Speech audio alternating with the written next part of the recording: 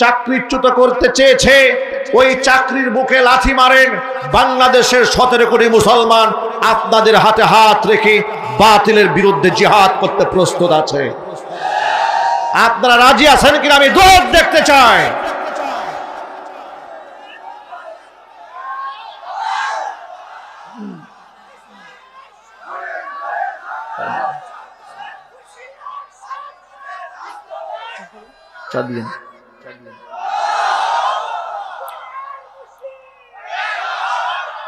সুতরাং আমি এই এক্সাম্পল দিতে চেয়েছি, আলেমদের জবান বন্ধ হলে আল্লাহ তাআলা নন আলেমকে জবান উন্মোচন করে দেবে।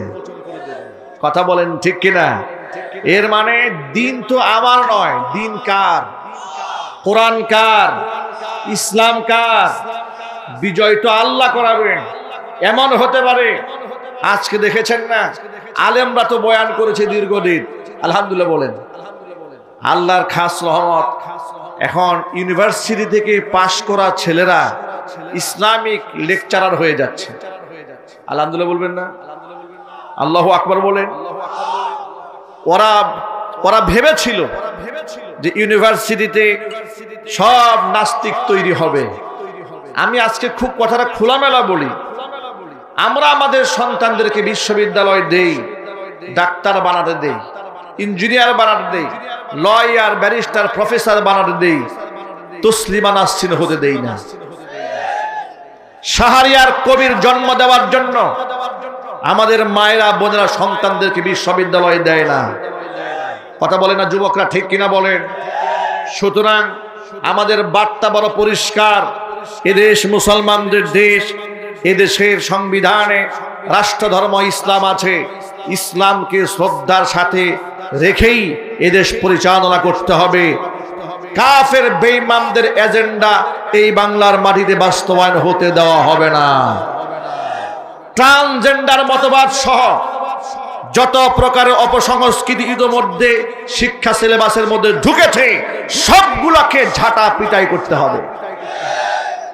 আল্লাহ পাক যেন আমাদেরকে ঐক্যবদ্ধভাবে কোরআনের পক্ষে কাজ করার তৌফিক দান করেন। সকলে জুড়ে বলেন আমিন।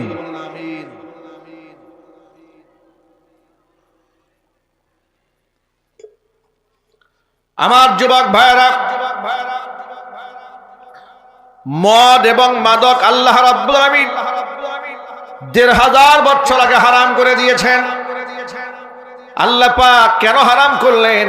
আল্লাহ পাক নিজেই ব্যাখ্যা করে বলছেন, 4টা জিনিস হচ্ছে শয়তানের নাপাক কাজ। একটা জিনিসের নাম হচ্ছে মদ, আরেকটা জিনিসের নাম হচ্ছে জুয়া, আরেকটা জিনিসের নাম হচ্ছে মূর্তি, আরেকটা জিনিসের নাম হচ্ছে ভাগ্য নির্ধারণকারী তীর।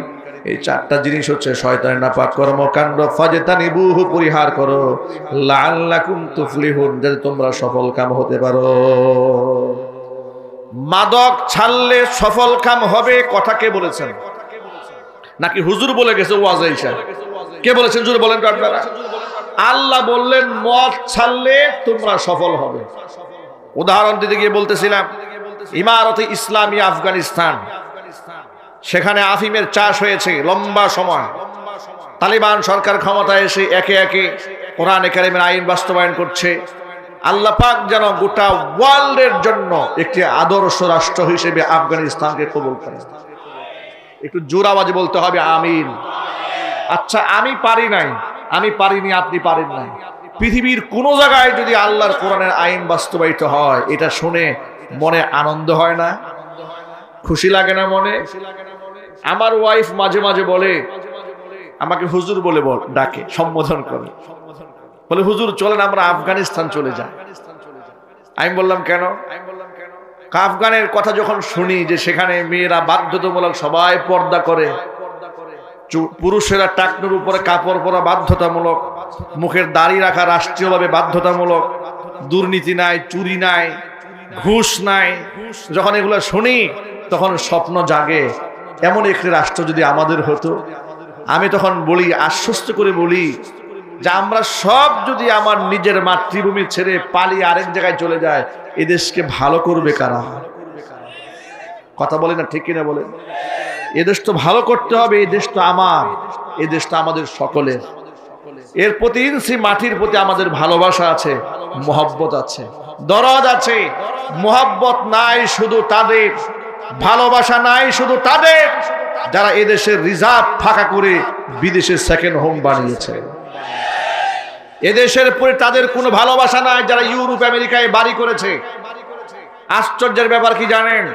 এদেশের কোনো আলেমের মালয়েশিয়াতে বাড়ি নাই, সিঙ্গাপুরে বাড়ি নাই, আমেরিকাতে বাড়ি নাই, কানাডা জার্মানে বাড়ি নাই, মালয়েশিয়াতে ফ্ল্যাট নাই। এরপরেও এরা হয়ে গেল রাষ্ট্রদ্রোহী। আর যারা হাজার কোটি টাকা বিদেশে পাচার করলো এরা হয়ে গেল দেশপ্রেমিক। কি এক মজার ব্যাপার! আমাদেরকে বোকা পেয়েছে। এদেশের মানুষ বোকা নয়, এদেশের মানুষ সব বুঝে গেছে। কথা বলে না যুবকরা, ঠিক কিনা বলেন?